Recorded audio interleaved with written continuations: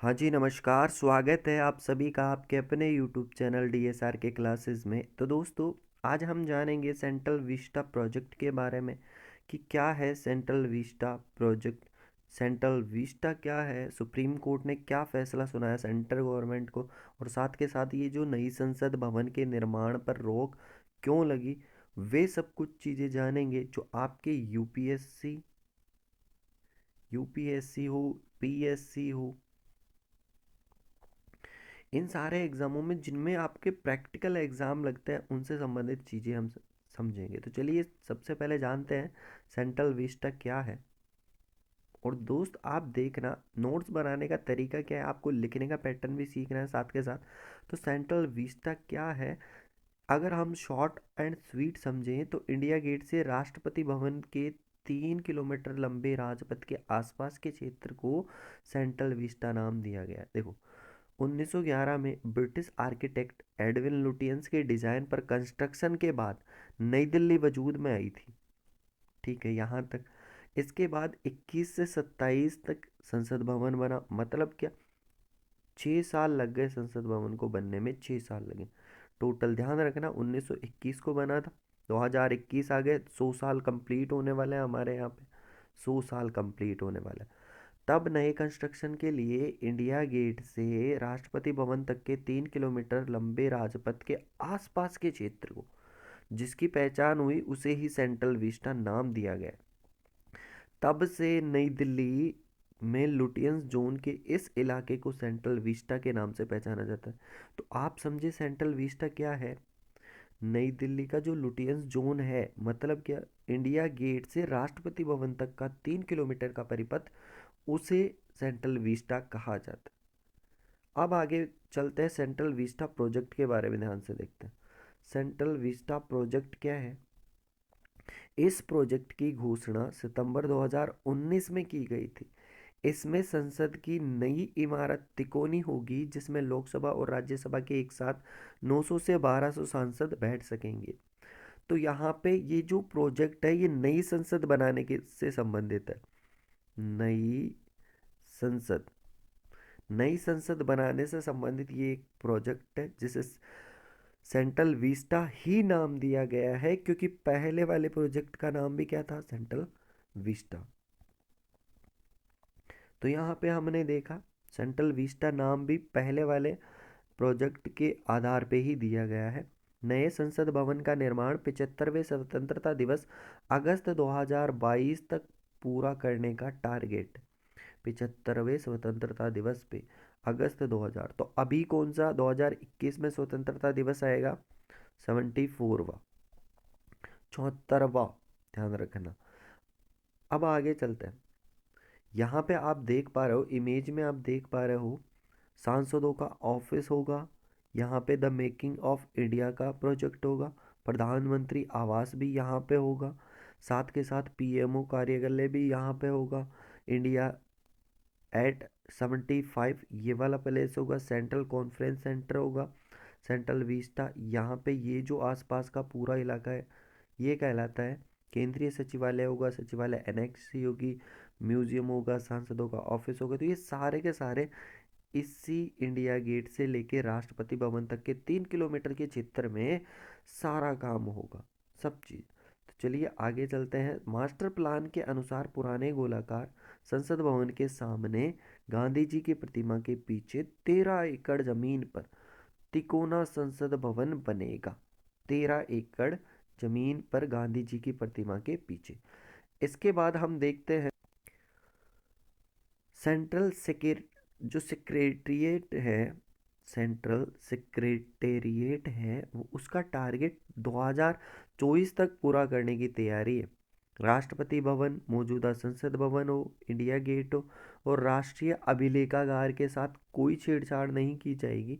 ध्यान रखना ये इम्पोर्टेंट है, राष्ट्रीय अभिलेखागार के साथ कोई छेड़छाड़ नहीं की जाएगी। इंडिया गेट के साथ कोई कंस्ट्रक्शन से रिलेटेड छेड़छाड़ नहीं की जाएगी।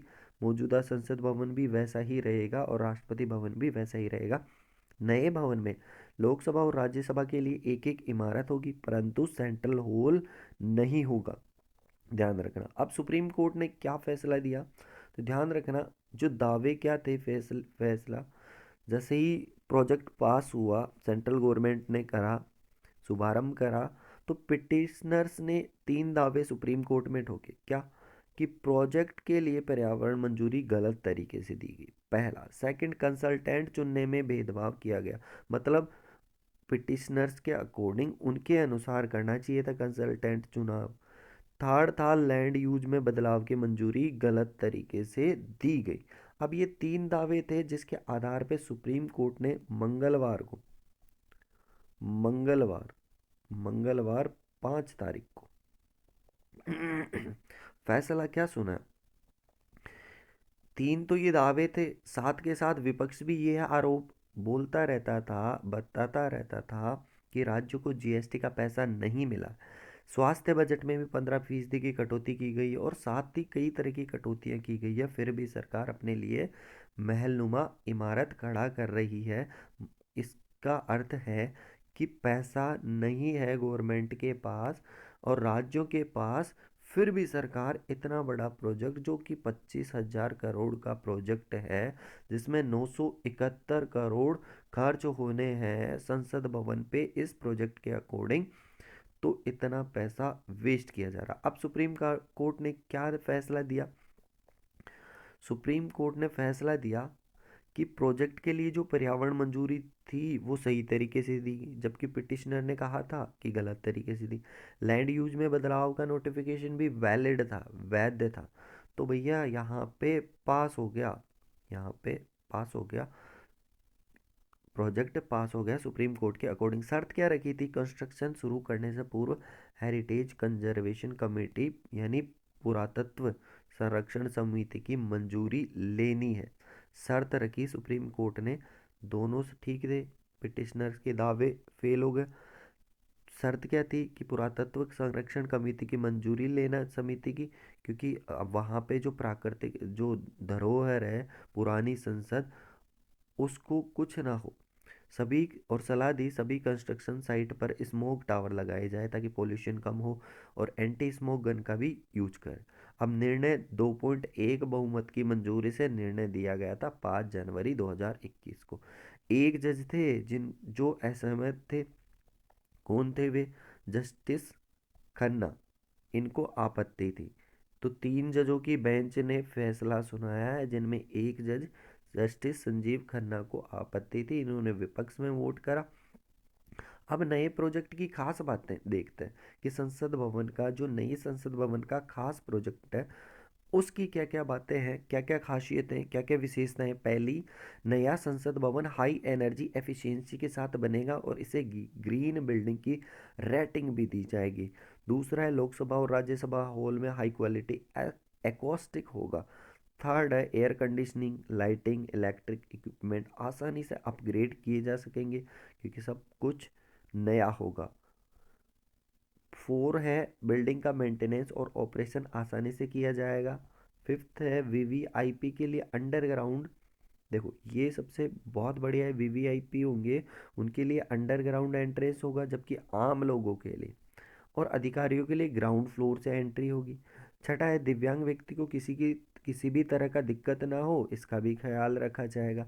नए प्लान के मुताबिक केंद्र सरकार के सभी एडमिनिस्ट्रेटिव ऑफिस एक साथ ही एक जगह पर लाए जाएंगे, जिससे कामकाज में आसानी भी होगी। 8 है, पुरानी बिल्डिंग के कुछ हिस्सों को तोड़कर वहाँ सेक्रेटरीट बिल्डिंग बनाई जाएगी, ऐसा करने से ज़मीन का सही इस्तेमाल हो सकेगा। आगे चलते हैं, नई संसद की ज़रूरत क्यों पड़ी भैया? तो नई संसद की जो ज़रूरत है वो इसलिए पड़ी। पहला, संसद भवन पुराना हो चुका है जिसमें कई जगह रिपेयरिंग की ज़रूरत है, ठीक है, 1921 में बना था, 1921 से 27 में बना था, तो भैया ज़रूरत तो पड़ेगी पड़ेगी। सेकंड है, air condition, audio visual system and relation और इलेक्ट्रिसिटी जैसी तमाम चीज़ों में बदलाव की ज़रूरत है, तो भैया ज़रूरत होगी क्योंकि बहुत पुराना सिस्टम है। थर्ड है, साथ ही लोकसभा राज्यसभा में सिटिंग कैपेसिटी मैक्सिमम लेवल तक पहुंच गई है, इस वजह से नई बिल्डिंग की ज़रूरत है। ये भी बहुत सही बात है क्योंकि 1971 में सीटों का परिसीमन होना चाहिए था। 1971 में सीटों का, क्योंकि हर जनगणना में सीटों का परिसीमन होता है, जहाँ पे आबादी बढ़ती है वहाँ पे सीटों का भी दायरा बढ़ाया जाता है। पर 1971 बाद में कभी भी सीटों का परिसीमन नहीं हुआ। जितनी लोकसभा राज्यसभा में सीटें थी उतनी की उतनी बनी हुई है। तो लोकसभा में सीटों का परिसीमन होगा, 1971 के बाद नहीं हुआ। इसलिए इसलिए मैक्सिमम लेवल पर पहुंच गई है। फोर्थ है, मंत्रालय के ऑफिस भी दिल्ली में अलग अलग जगहों पर है। नई बिल्डिंग में यह प्रायोरिटी होगी कि मंत्रालय एक ही जगह पर हो। मार्च 2020 में सरकार ने संसद में कहा था कि नए प्रोजेक्ट की ज़रूरत क्यों है, नई बिल्डिंग की ज़रूरत क्यों है, नई संसद की ज़रूरत क्यों है। पुरानी बिल्डिंग ओवर यूटिलाइज हो चुकी है, मतलब अधिक उपयोग, जितना उपयोग उसका हो सकता था उससे ज़्यादा हो चुका है और ख़राब हो रही है। सेकंड है, 2020 में लोकसभा सीटों का नए सिरे से परिसीमन का काम शेड्यूल है। इसके बाद सदन में सांसदों की संख्या बढ़ सकती है। तो यहाँ पे आप 2021 समझो अब तो। अगला चले, तीन चले। बढ़े हुए सांसदों के बैठने के लिए पुरानी बिल्डिंग में पर्याप्त जगह नहीं है। ये भी सही है। अब पुरानी बिल्डिंग की हम समस्याएं देख लेते हैं, क्या क्या समस्या है। 100 साल पुरानी है, सुरक्षा संबंधी समस्या है, जगह की कमी है। इमारत भूकंप रोधी नहीं है, इसमें आग लगने से बचाव संबंधी सुरक्षा मापदंडों का अभाव है, और सालाना करीब 1000 करोड़ रुपए का अलग अलग खर्चा बंद होगा, ऐसा संसद में गवर्नमेंट ने कहा है। नए संसद भवन की खासियतें जो इम्पोर्टेंट है आप लोगों के लिए, जिनसे क्वेश्चन बन सकते हैं। नई संसद भवन मौजूदा संसद भवन के बगल में होगी और दोनों बिल्डिंग में एक साथ काम होगा। ठीक है, दोनों अगल बगल में होगी और एक साथ काम होगा। अभी लोकसभा में 590 लोगों की सिटिंग कैपेसिटी, ध्यान रखना, 590 लोगों की सिटिंग कैपेसिटी है और 828 तक बढ़ाने की विचार है, जबकि 336 विजिटर्स गैलरी में बैठेंगे। तो यहाँ पे बहुत बड़ी आबादी होगी। सभी राज्य, अभी राज्यसभा में 280 80 की सेटिंग है और 384 बढ़ाने का विचार है। विजिटर्स गैलरी में 336, दोनों में सेम सेम है। ओवरऑल अगर हम बात करें तो लोकसभा में इतनी जगह होगी कि दोनों सदनों के जॉइंट सेशन, जो जॉइंट सेशन होगा, संयुक्त अधिवेशन होगा, उसमें 1272 से ज़्यादा सांसद एक साथ बैठ सकेंगे और सारे प्रोजेक्ट से डील करेंगे।